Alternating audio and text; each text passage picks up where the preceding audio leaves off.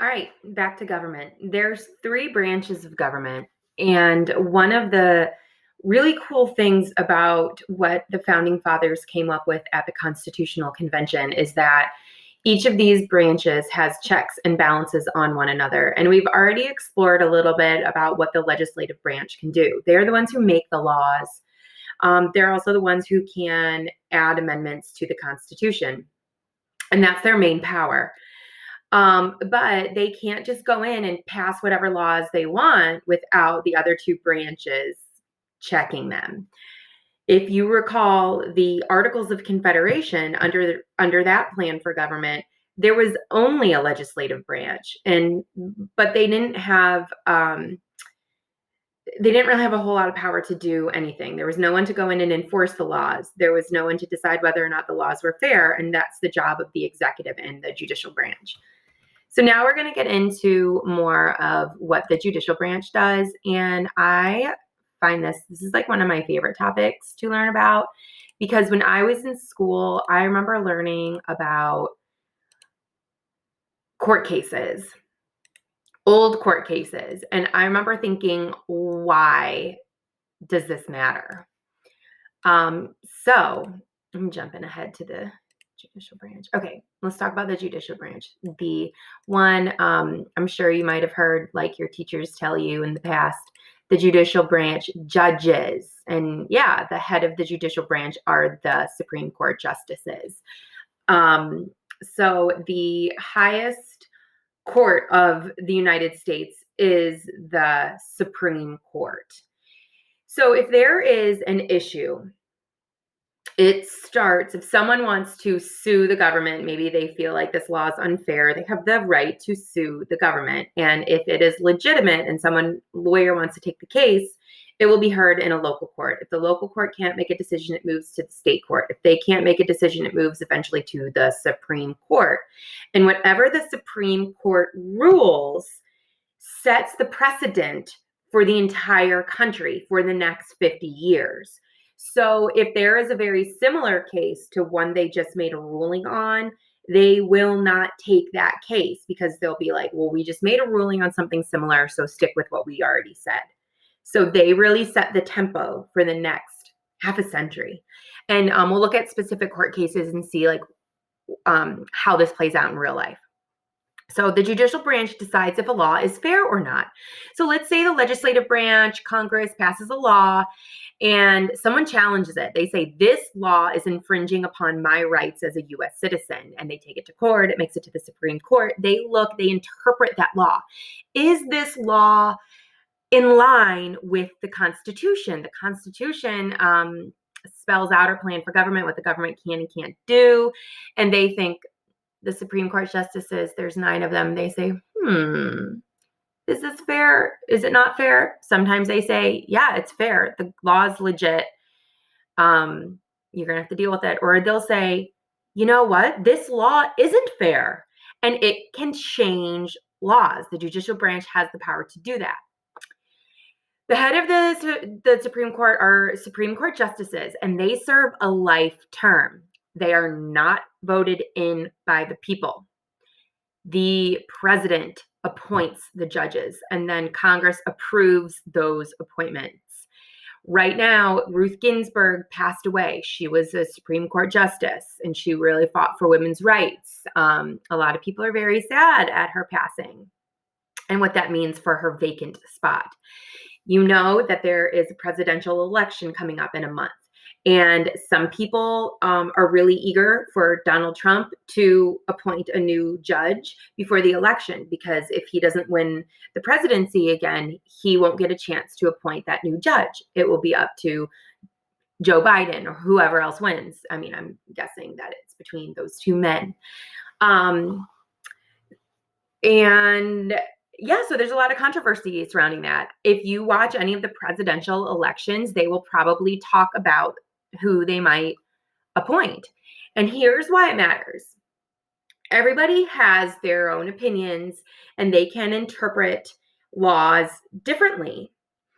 I tie this into, or I align this with how different people interpret the Bible. So, right, we have the Bible. It's a book, and different denominations of Christianity interpret the Bible differently. And that's kind of how those denominations come about, whether it's Baptist, Lutheran, Catholic,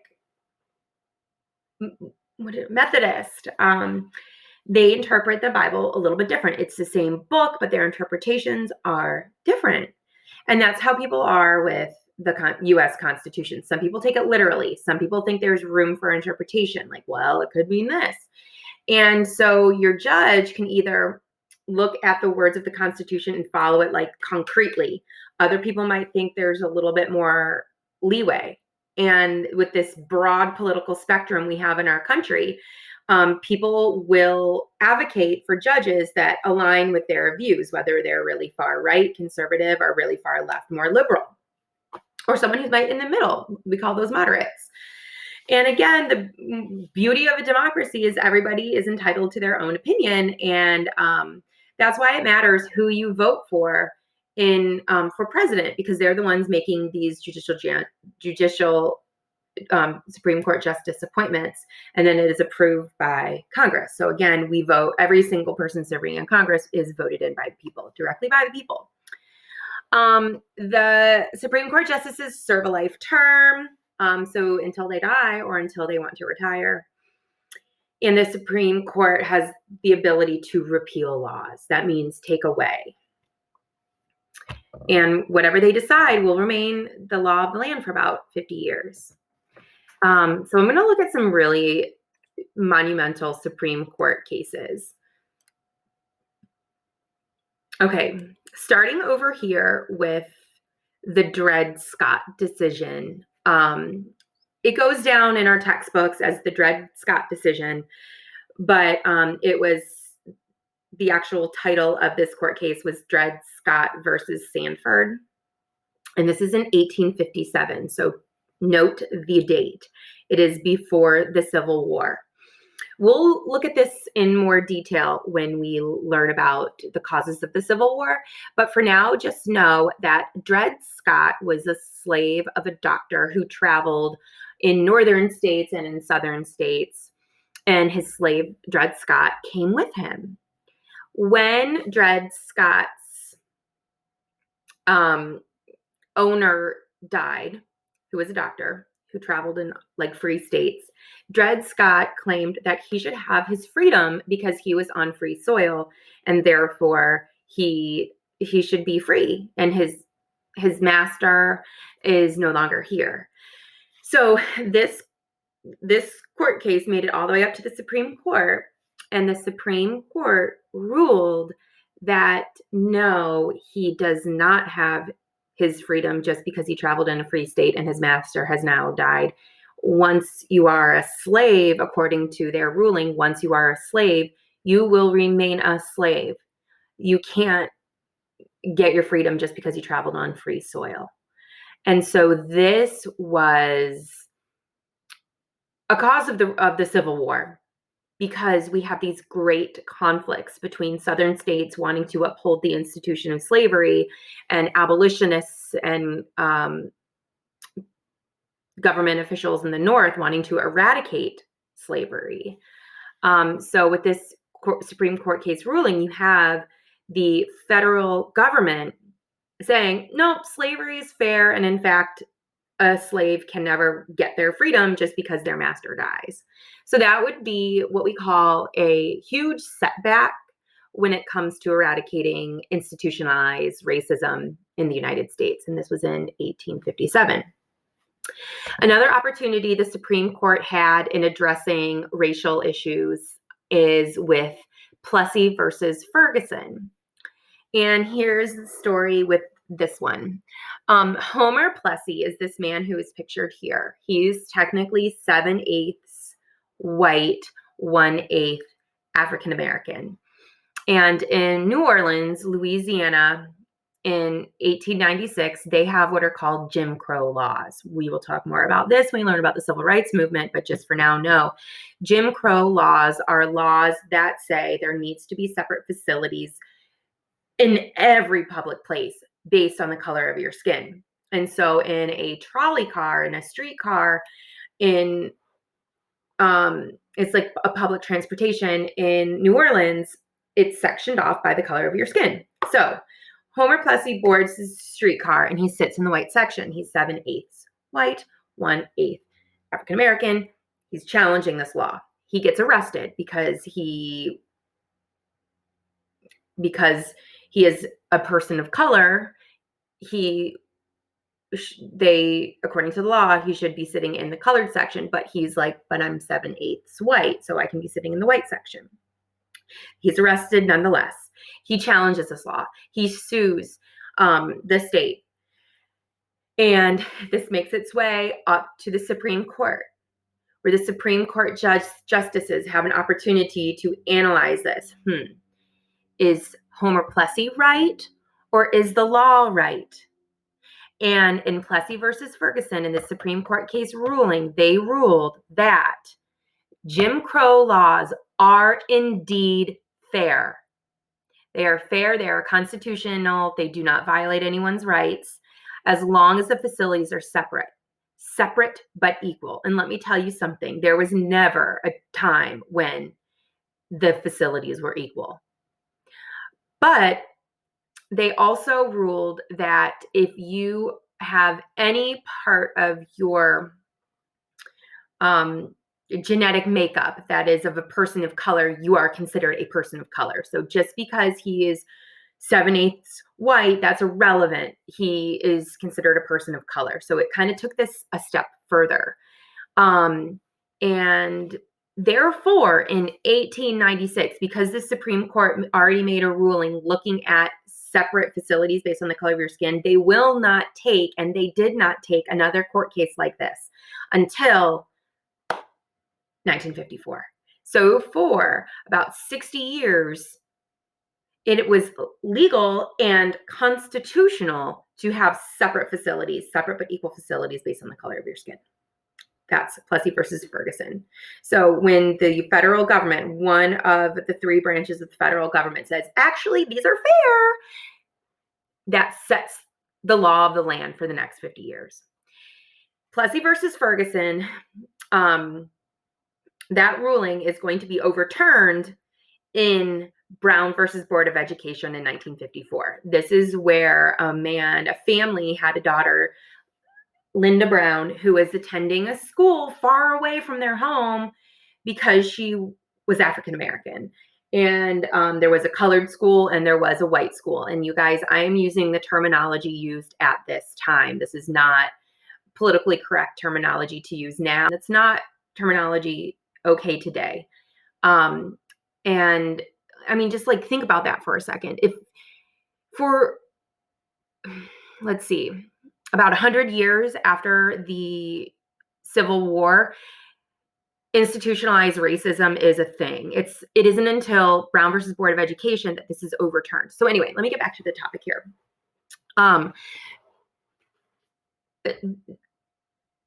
Oh gosh, what's his first name? The last name of this family is Brown. And they challenged this law of segregation, and it makes its way to the Supreme Court. The Supreme Court justices have an opportunity to analyze this law. Is separate facilities solely based on the color of your skin fair? In a country where it's all about freedom and liberties, all men are created equal, except for when it comes to the color of your skin, is that fair? So they look at this and they rule, no, it's not. Segregation laws are not fair. And so segregation laws begin to crumble. However, many governors of southern states refuse to follow this Supreme Court case ruling. And the executive branch is in charge of executing the laws, making sure they're being followed. So it's not until like another 10 years after this Supreme Court case ruling that schools finally begin to get integrated, where African-American students can go to all white schools, but it's going to take a while, and it's going to take actions from the president and the military to finally integrate schools. And again, we'll look at this in much, much more detail when we get to the civil rights movement a little bit further. But for now, this is huge. It's not the legislative branch coming up with new laws or overturning laws. It's the Supreme Court. And so this is how they have the ability to change laws that they don't think are fair. And these are probably the three most important court cases you need to know. Definitely Brown versus Board of Education. Like every single American citizen needs to know about the court case Brown versus Board of Education and why it is so important. All right, so that's the judicial branch in action. Before we go for today, I do want to talk a little bit about the executive branch. So the executive branch, the head of the executive branch is the president. On the local level, it's the mayor. On the state level, it's the governor. And we'll look next week at the difference between state laws and federal laws. But for now, we're focusing more on like the federal government. So just know it's the president. They serve a 4-year term. They can serve a maximum of 2 terms, and they enforce the laws. The way that they can check and balance the other branches is by vetoing the veto power.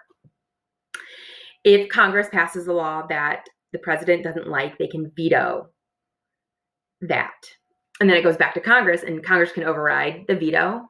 Sometimes they do, sometimes they don't. The president also has the power to introduce bills into Congress.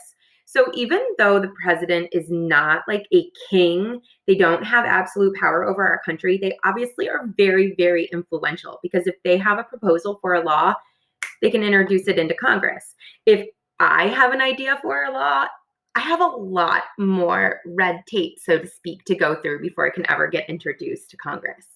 So obviously they're much more influential and powerful on that level. And they can appoint judges to the Supreme Court. Presidents at a glance, there have been 45. Trump is 45. 3 have been impeached. Andrew Johnson following the Civil War. 8 have died in office. And the presidential election is coming up here in about a month. Okay, I love these little infographics so you can see the checks and balances. So let's start at this first one. You have the legislative branch. They make the laws.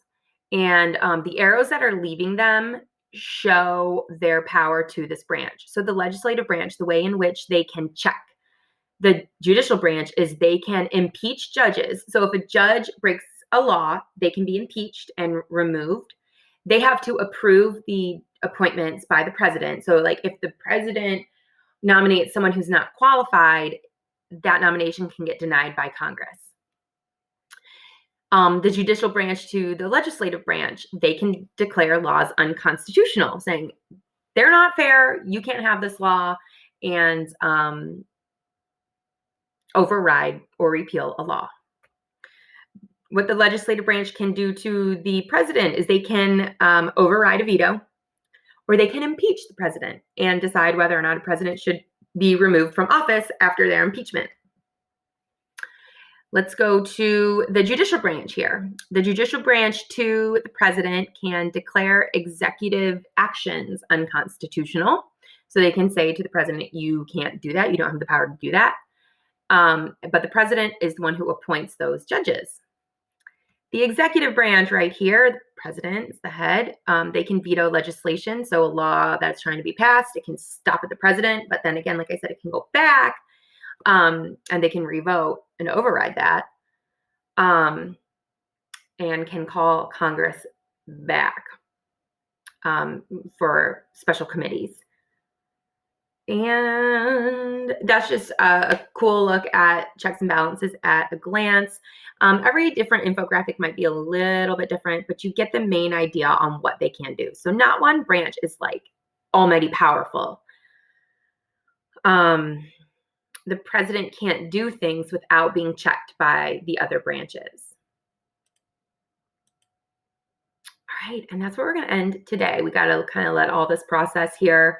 And hopefully you guys got all this stuff written down in your notes.